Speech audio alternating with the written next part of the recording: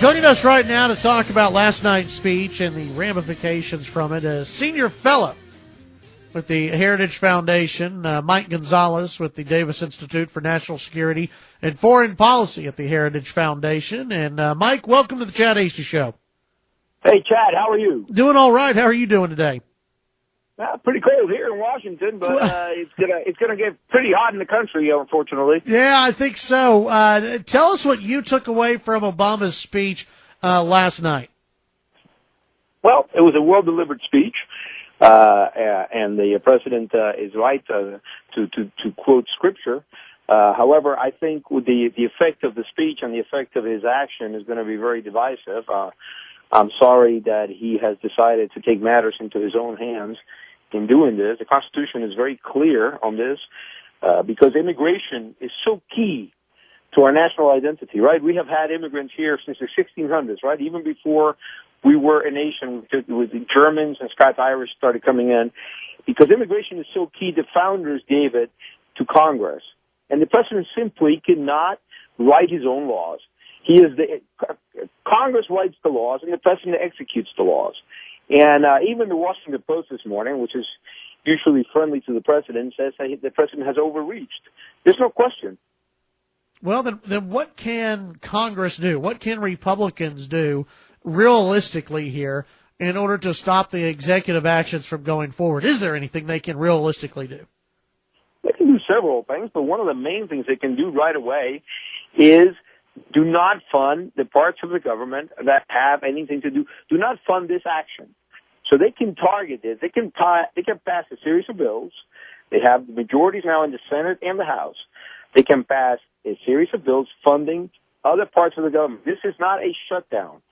They present the president with these bills, and the president can either sign these bills into law or he can veto the funding. And if the president vetoes the funding of government departments, then there's no question about who's shutting down the government.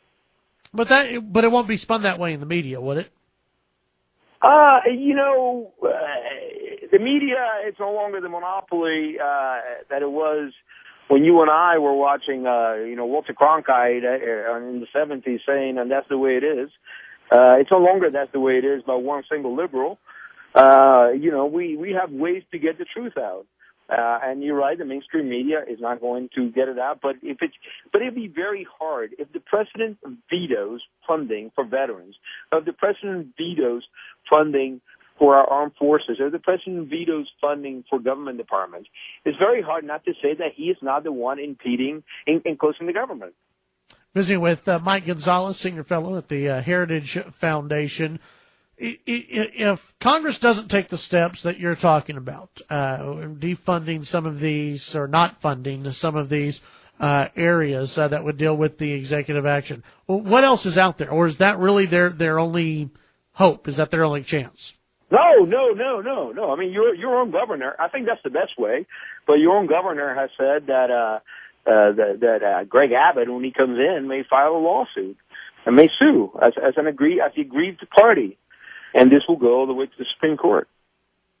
Well, it's certainly something to look at here for all of those. And I've brought it up today a little bit, and we'll talk about it as well going forward. The president last night in his speech, and you hear some of the more liberal commentators talking about this, about how he's not doing anything different than what any other president has done.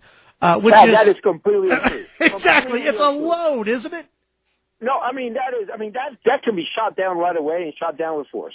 Now, when Reagan and H.W. Bush issued executive action, they did it to tweak laws that had been passed by Congress. In other words, they were executing the will of Congress. You see the difference? The presidents were doing what they're constitutionally mandated to do, which is execute the will of Congress. This president is thwarting the will of Congress. He is refusing to enforce laws passed by Congress. I don't see how people can see it. There's a huge difference here. Well, how can Republicans get that message out? Because I'm one of those who believes that Republicans overall, they're terrible when it comes to messaging. Unless they're in a town hall forum, the messaging just does not always get across to the American people. Will it take some of these members of Congress going back home and saying, okay, here's the difference between what the Bushes did, what Reagan did, and the difference between what Obama is doing. Is that what it's going to take, you think, for Republicans to reach some of those voters who are clueless? I think conservatives of all stripes, of all parties, should be, what we're always best at is not being angry, is being happy warriors, is being optimists. You know, the worst thing that conservatives can do is go out there and sound xenophobic or sound anti-Hispanic. The president has done nothing that will help the millions and millions of legal Hispanic Americans who desire to get better schools and a better economy and better health care. They need to get out with a message of inclusion, a message of opportunity, and to say what attracts people here to this country is the rule of law. The rule of law is our bond. Constitutionality is our established religion. We need to repair what the president seems so intent on breaking, but we have to do it in an optimistic manner. Conservatives, as I said, of both parties, and I think I've seen already a couple of conservative Democrats gotten out and said they don't agree with the president on this. I think people need to get out and be happy warriors. That's how Reagan was. He didn't have the media with him, and yet he won the country over. Mike, before I let you go, let me ask you about the possible economic impact that this could have. What do you think that looks like? There's a story out there from the Dallas Morning News saying, well, it could be minimal or it could be bad. There's nothing good in the story. What do you think about the possible economic impact? You know, the Wall Street Journal, which is not an anti-immigration paper, had a very good line this morning about the president's actions.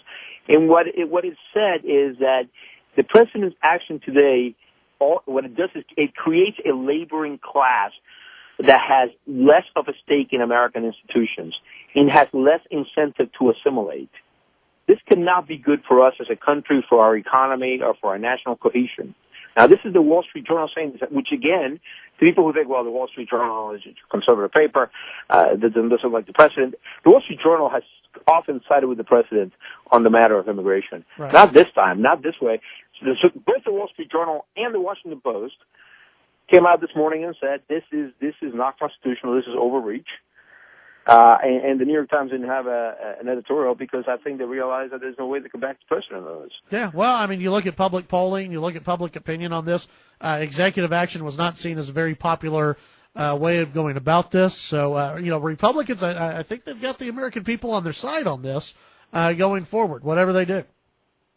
Well, don't underestimate their ability to snatch the defeat out of the jaws of victory. Okay, that's a good point. Mike Gonzales, Senior Fellow over at the Heritage Foundation. Appreciate your time today. Thanks, Chad. See you later. Have a good one.